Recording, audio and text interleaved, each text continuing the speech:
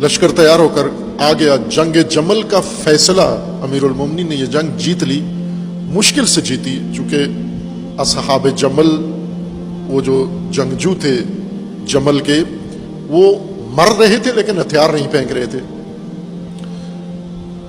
چونکہ ام المومنین جس اونٹ پر سوار تھیں, جب تک وہ کھڑا رہا یہ لڑتے رہے اور مرتے رہے. امیر المومنین نے دیکھا یہ سارے مر جائیں گے لیکن یہ پیچھے نہیں ہٹیں گے.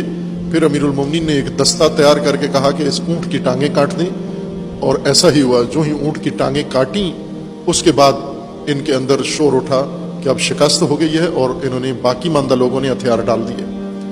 امیر المومنین علیہ السلام نے اس جنگ کے نتیجے میں پہلی جنگوں کے برخلاف یہ پہلی جنگ تھی جس میں امیر المومنین نے قیدی نہیں بنائے. جو مارے گئے ان کے جنازے پڑھے, اور بعضوں کے جنازوں پر اظہار امیر المومنین نے کیا افسوس کا کہ اے کاش تم یہاں تک آگے نہ آتے.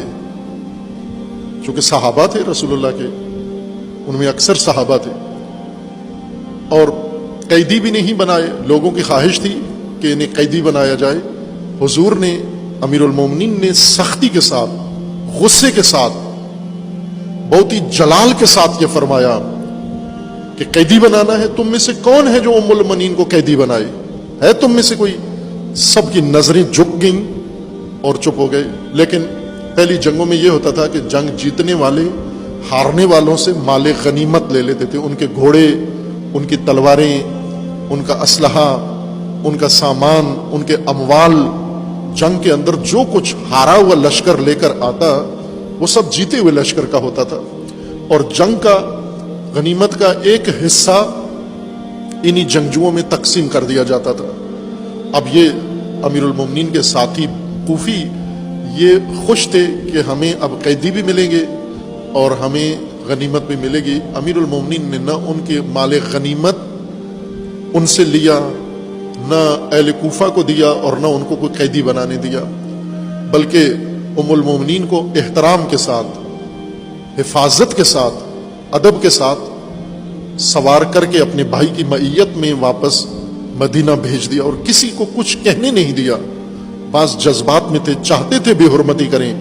امیر المومنین نے ان کو روک لیا, خبردار اجازت نہیں ہے کوئی لب کشائی کرے یہاں پر, اور انہیں بتایا کہ یہ سب کچھ حرمت رسول اللہ کی خاطر ہے, یہ حرم رسول ہیں, یہ غلطیاں اگر کر رہی ہیں تو اس کا یہ مطلب نہیں کہ آپ تلافی کرو ان کی, یہ حرمت رسول کا دفاع ہمارا فریضہ ہے.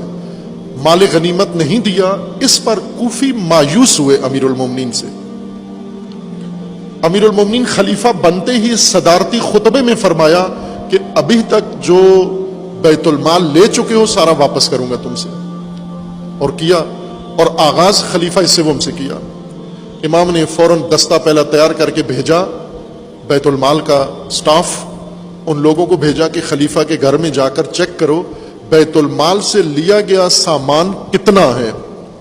جب وہ لسٹ آئی, اور وہ بہت بڑی لسٹ تھی, امیر المومنین نے ایک ایک چیز حکم دے کے کہا کہ یہ سب کچھ جو بیت المال سے دارالامارہ میں استعمال کے لیے گیا ہے وہ سارا وہاں سے واپس لے آؤ. پھر اس کے بعد دوسرے لوگوں کے پاس جو کچھ تھا اس کے بارے میں بھی کہا کہ یہ سب واپس لیا جائے گا.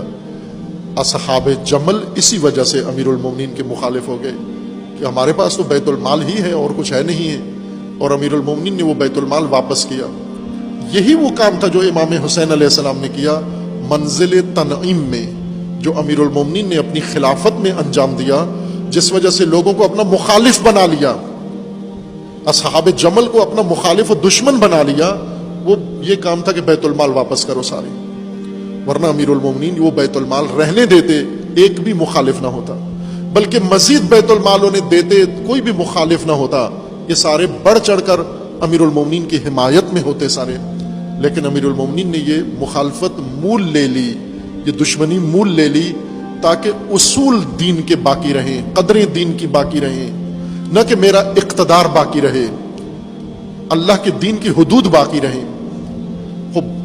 یہ امیر المومنین نے کیا. دوسرا